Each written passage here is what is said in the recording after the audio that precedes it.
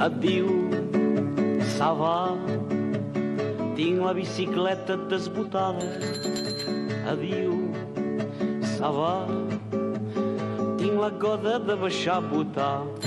En temps d'alta creativitat i dinàmica cultural, sota el septenat de Valéry Giscard d'Estaing, l'Iglesi d'Hortafà va acollir l'enregistrament de Adiu ça va, el disc popular d'un cantaire de 31 anys, Joan Pau Giner, fill de Bages.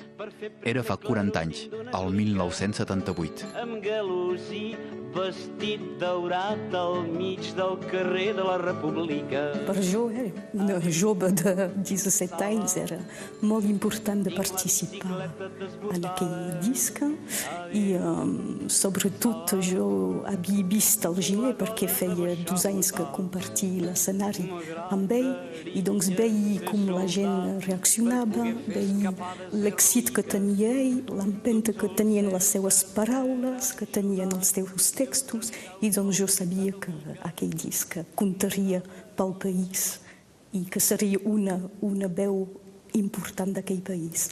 El primer home de la terra se deia Adam, un català.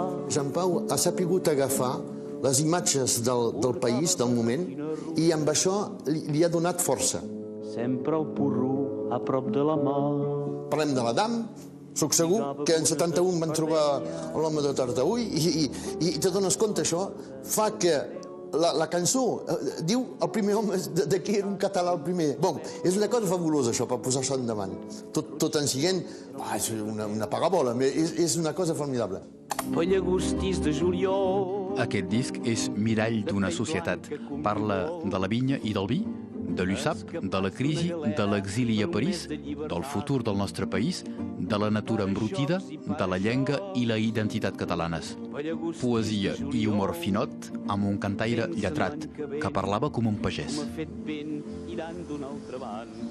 Joan Pau Giner va néixer després de la guerra, en 47, i ha format part d'aquesta generació de gent d'aquí que a la vegada tenien el català a casa, però que eren de cultura francesa, a través de l'escola, a través dels estudis, i en Joan Pau Giner tenia aquesta doble vessant de tenir ben arrelada la llengua i la cultura rossellonesa i aquesta obertura al món amb la seva curiositat, perquè era un home cultivat. Havia anat a la universitat, s'interessava en moltes coses, llegia molt, tenia un gran coneixement de la cultura moderna d'aquesta època.